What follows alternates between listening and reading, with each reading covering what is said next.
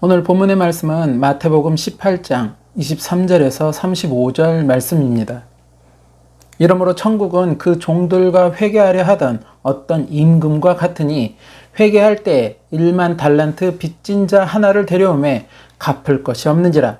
주인이 명하여 그 몸과 처와 자식들과 모든 소유를 다 팔아 갚게 하라 한데 그 종이 엎드려 절하며 가로되 내게 참으소서 다 갚으리이다 하거늘 그 종의 주인이 불쌍히 여겨 놓아 보내며 그 빚을 탕감하여 주었더니 그 종이 나가서 제게 100데나리온 빚진 동관 하나를 만나 붙들어 목을 잡고 가로되 빚을 갚으라 하매 그 동관이 엎드려 간구하여 가로되 나를 참아주소서 갚으리이다 하되 허락하지 아니하고 이에 가서 저가 빚을 갚도록 옥에 가두거늘 그 동관들이 그것을 보고 심히 민망하여 주인에게 가서 그 일을 다 고하니 이에 주인이 저를 불러다가 말하되 악한 종아 내가 빌기에 내가 내 빚을 전부 탕감하여 주었거늘 내가 너를 불쌍히 여김과 같이 너도 내 동관을 불쌍히 여김이 마땅치 아니하냐 하고 주인이 노하여 그 빚을 다 갚도록 저를 옥졸들에게 붙이니라.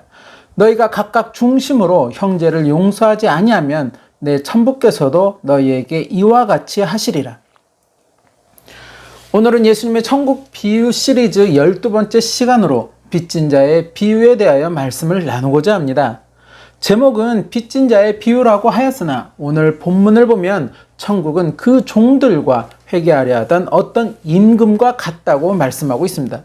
즉, 이 비유에서 주인공은 빚진 자가 아니라 임금이라는 것입니다.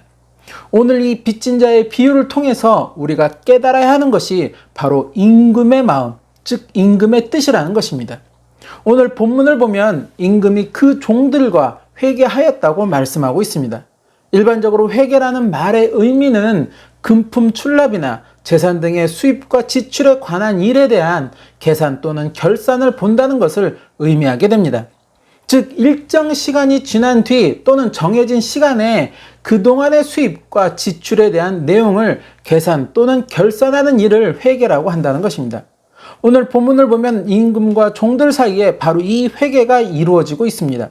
그런데 그 가운데 어떤 종이 임금에게 1만 달란트를 빚지고는 그것을 갚을 수가 없는 상황이었다는 것입니다. 어떠한 이유로 그가 임금에게 1만 달란트를 갚아야 하는 그런 상황이 되었는지 그 내용은 정확하게 알 수 없지만 회개할 때가 이르렀을 때 이 종은 임금에게 1만 달란트를 갚아야 하는 그러한 상황이었다는 것입니다. 그런데 그것을 갚을 아무런 능력이 지금 이 종에게는 아무것도 없었다는 것입니다. 그래서 임금은 이 종과 함께 그의 가족들 그리고 그의 모든 소유들을 다 팔아서 빚진 것을 갚게 하라고 명령을 내립니다. 그러자 빚진 종은 그 자리에 엎드려서 임금에게 간청하기 시작합니다. 조금만 참아달라고, 조금만 참아주시면 반드시 내가 그 빚을 임금에게 갚을 것이라고 그렇게 임금에게 절하며 간청을 합니다.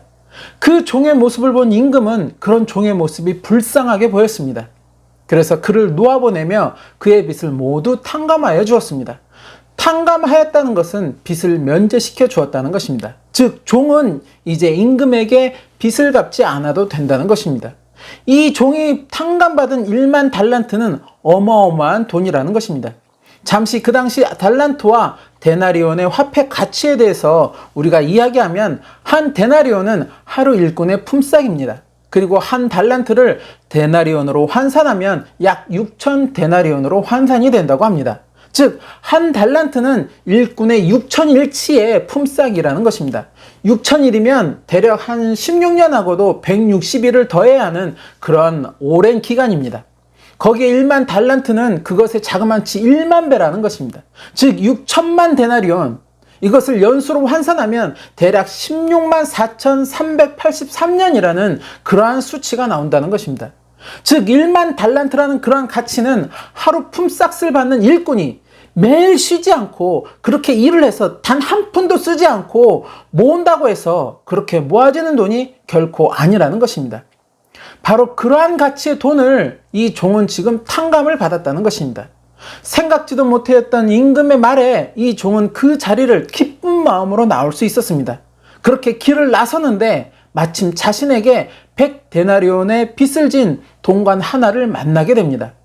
동관이라는 것은 같은 직위에 있는 그러한 동료를 의미합니다. 즉 같은 임금 또는 같은 주인을 섬기고 있는 같은 직분의 같은 위치에 있는 그러한 동료라는 것입니다. 이 동료가 이 사람에게 100데나리온의 빚을 졌는데 지금 이 사람이 동료의 목을 잡고 빚을 갚으라고 말하였다는 것입니다.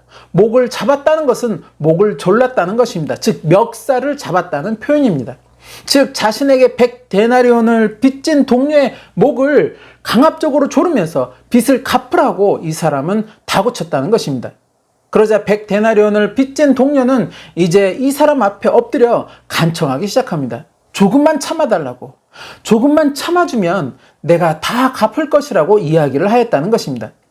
좀 전에 임금 앞에서 간청하였던 자신의 모습을 지금 이 동료가 자신 앞에서 지금 보이고 있다는 것입니다. 그런데 이 사람은 이렇게 간청하는 동료의 말을 외면하고 결국 그 사람을 옥에 가두었다는 것입니다. 그리고 이 모습을 다른 동료들이 보았고 그 모습을 심히 민망하게, 즉 안타깝게 여겨서 주인에게 이 사실을 이야기합니다. 이 이야기를 들은 주인은 화가 나서 그 사람을 다시 불러들이게 됩니다. 그리고 그를 악한 종이라고 칭하면서 그에게 이러한 이야기를 합니다. 내가 내 앞에서 조금만 참아달라고 간청하였기에 나는 너를 불쌍하게 여겨서 그 많은 빚을 다 탕감하여 주었는데 너는 너의 동료의 그 간청을 불쌍하게 여기지도 않았고 작은 빚도 탕감하여 주지도 않았느냐고. 그렇다면 나도 너처럼 내가 나의 빚을 다 갚을 때까지 너도 옥에 가두어 둘 것이라고 그렇게 이야기하며 옥졸들에게 이 사람을 붙였다는 것입니다. 즉 그가 100데나리온 빚진 자에게 행한 그대로 자신도 1만 달란트라는 그 어마어마한 빚으로 인해 옥에 갇히는 신세가 되었으며 더불어 100데나리온 빚진 자보다 더 비참한 신세로 그는 전락하고 말았다는 것입니다. 그러면서 주님은 마지막으로 너희가 각각 중심으로 형제를 용서하지 아니하면 내 천부께서도 너희에게 이와 같이 하시리라 라고 말씀을 하셨습니다. 중심으로 형제를 용서한다는 것은 그저 마지못해 억지로 보여주기 위해서 하는 그러한 용서가 아니라는 것입니다.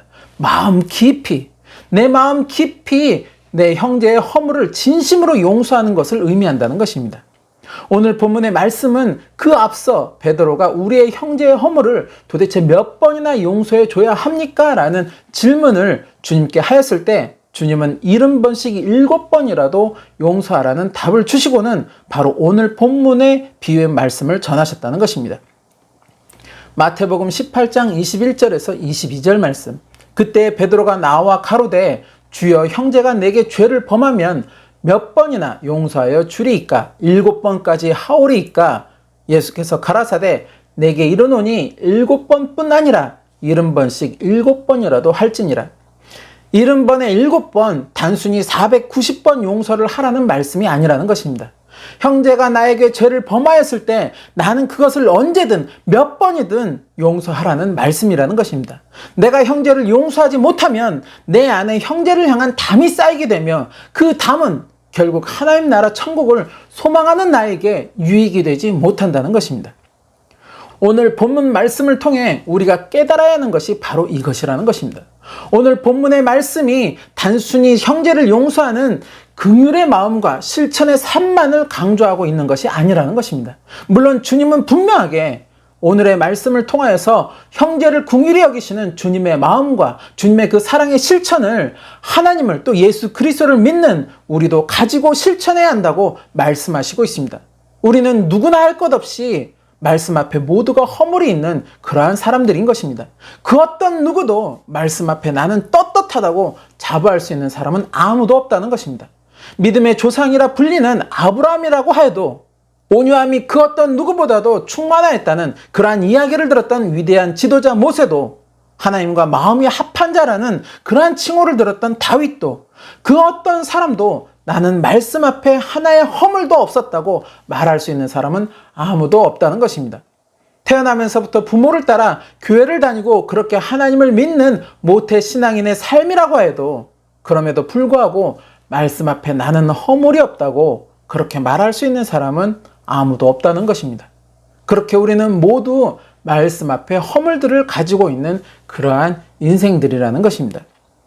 죄 없으신 예수님은 이러한 허물 많은 인생들을 구원하시기 위해 친히 이 땅에 오셔서 우리 허물의 대속물이 되어주셨습니다. 우리 허물을 대신하여 자신이 십자가에 달려 모든 물과 피를 쏟으며 우리의 허물을 대신하여 주셨다는 것입니다. 바로 주님의 그 보혈을 통해 우리는 다시 하나님 나라를 소망할 수 있는 그러한 자들이 되었다는 것입니다. 1만 달란트를 빚진 자와 같이 도저히 갚을 수 없는 그러한 빚인데 하나님은 자신의 독생자의 희생을 통해 그 빚을 모두 탕감시켜 주셨다는 것입니다. 그 큰 은혜를 받은 내가 내 앞에 형제의 작은 허물을 용서하지 못한다면 주님은 그러한 나를 악한 종이라고 말씀하시고 나에게 베푸셨던 그 은혜를 거두어 가신다는 것입니다.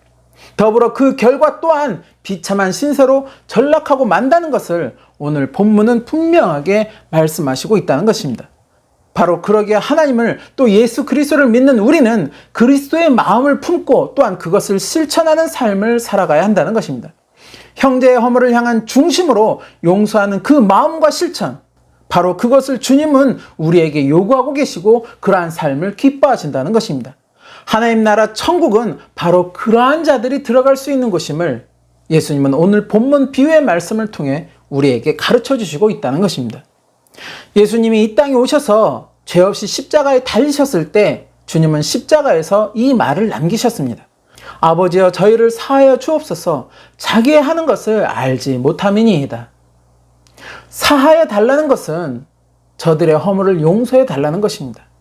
자신의 죽음을 앞두고 있는 그러한 상황에서 또한 자기 신을 십자가에 못 박는 이들을 향하여서 주님은 하나님께 저들을 용서해 달라고 말씀을 하셨다는 것입니다. 누가복음 23장 34절 말씀, 이에 예수께서 가라사대 아버지여 저희를 사하여 주옵소서 자기의 하는 것을 알지 못함이니이다 하시더라. 더불어 스데반 집사는 자신을 돌로 치는 이들로 인해 무수한 돌에 맞으며 서서히 그 생명이 꺼져가는 가운데서도 오히려 주님께 자신을 돌로 치는 저 사람들에게 이 죄를 돌리지 말아달라고 부탁하였다는 것입니다. 사도행전 7장 59절에서 60절 말씀, 저희가 돌로 스데반을 치니 스데반이 부르짖어 가로되 주 예수여 내 영혼을 받으시옵소서 하고 무릎을 꿇고 크게 불러 가로되 주여 이 죄를 저들에게 돌리지 마옵소서 이 말을 하고 자니라. 자신을 십자가에 못 박고 또 돌로 치는 사람들이 정말 죄가 없어서 허물이 없어서 예수님이나 스데반 집사가 저들을 용서해 달라고 이야기한 것이 아닙니다. 자신들에게 행한 허물에 대해서는 오직 하나님만이 판단하시고 결정하실 일이기에 하나님께 모든 것을 맡기고 본인들의 마음에서는 그들의 허물들을 진정으로 용서하였다는 것입니다. 저들로 인하여 죄 없이 내가 십자가에 못 박히고 돌로 맞지만 그래서 죄 없이 핍박받고 죽어가지만 이제 곧 내 앞에 놓인 하나님 나라 영광의 자리가 내 앞에 있기에 나는 저들의 허물을 용서할 수 있다는 것입니다. 갈라디아서 5장 22절에서 23절 말씀, 오직 성령의 열매는 사랑과 희락과 화평과 오래 참음과 자비와 양성과 충성과 온유와 절제니 이 같은 것을 금지할 법이 없느니라. 성령의 열매에는 결코 미움이나 원망이 있지 않습니다. 그 안에는 사랑이 있고 그 안에는 화평이 있으며 그 안에는 희락과 온유가 있다는 것입니다. 즉 하나님 나라에는 미움과 원망이 있는 것이 아니라 사랑과 화평, 희락과 온유가 충만하게 넘치는 곳이라는 것입니다. 그것은 곧 그러한 성령의 열매를 가진 자들이 하나님 나라에 들어올 수 있으며 하나님이 요구하시는 자격 또한 그러하다는 것을 의미하고 있다는 것입니다. 형제를 향한 미움과 원망을 가지고는 결코 들어갈 수 있는 곳이 아님을 성경은 분명하게 말씀하고 있다는 것입니다. 지난주 양과 염소의 비유에서 형제 중 지극히 작은 자에게 행한 것이 바로 주님께 행한 것이 되며 또한 지극히 작은 자에게 행하지 아니한 것이 결국 주님께 행하지 아니한 것이 된다고 주님은 말씀하셨습니다. 그리고 오늘 주님은 내가 중심으로 형제를 용서하였을 때 하나님도 나의 허물을 용서하여 주실 것이며 반대로 내가 형제의 허물을 용서하지 않는다면 하나님 아버지도 나의 허물을 용서하지 않으실 것이라고 말씀하시고 있다는 것입니다. 즉 형제에게 베푼 긍휼과 사랑은 바로 주님께 베푼 긍휼과 사랑으로 직결되는 것이며, 중심으로 형제의 허물을 용서하는 마음과 실천은 곧 하나님이 나에게 베푸시는 은혜와 직결된다는 것입니다. 물론 아무리 그리스도 안에 한 형제, 한 자매라고 해서 서로 늘 화평하게 사랑을 나누며 지낼 수 있다고 말할 수는 없습니다. 이방 선교의 선두주자였던 사도 바울과 바나바도 결국 마가의 일을 두고 피차 크게 다투고 갈라졌다고 성경은 기록하고 있습니다. 그럼에도 그들이 끝까지 선교의 사명을 감당하며 신약 성경에 많은 서신서를 그렇게 남길 수 있었던 것은 그들이 서로를 미워하고 서로를 원망하지 않았다는 것입니다. 사도 바울은 후에 자신이 그때 배척했었던 마가를 향하여 자신의 일에 유익한 인물이라고 이야기하였다는 것입니다. 즉 언젠가부터 사도 바울도 마가를 향한 바나바의 뜻과 노력을 인정하였고, 결국 둘의 관계는 다시 화평의 관계가 되었음을 우리는 성경을 통해서 알 수 있다는 것입니다. 내가 이러한 하나님의 뜻을 따르는 그러한 삶을 살아가기 위해서는 늘 말씀으로 나의 믿음을, 나의 삶을 점검할 수 있어야 한다는 것입니다. 그렇지 못하면 하나님을 믿는다 하면서도 여전히 형제의 허물을 용서하지 못하고 있는 그러한 나의 모습을 볼 수 있게 된다는 것입니다. 저 형제가 나에게 피해를 주었으니까, 저 형제로 인해 내가 지금 이 고통을 받고 있으니까, 저 형제가 잘못이 있고 나에게는 잘못이 없으니까 나는 허물이 없고 깨끗하다고 말할 수 없다는 것입니다. 형제의 잘못으로 인해 내 안에 형제를 향한 미움과 원망이 있다면 그것은 하나님께서 기뻐하시는 모습이 아니라는 것입니다. 주님은 그러한 미움과 원망도 모두 털어버리라고 그렇게 말씀하시고 있다는 것입니다. 오직 내 안에는, 하나님을 믿는, 예수 그리스도를 믿는 내 안에는 성령의 열매인 사랑과 희락과 화평, 온유 등으로만 가득 채우며 그렇게 살아가라는 것입니다. 그래야 하나님 나라에 들어올 수 있다는 것을 말씀하시고 있다는 것입니다. 저와 여러분이 바로 이러한 삶이 되시기를 소망합니다.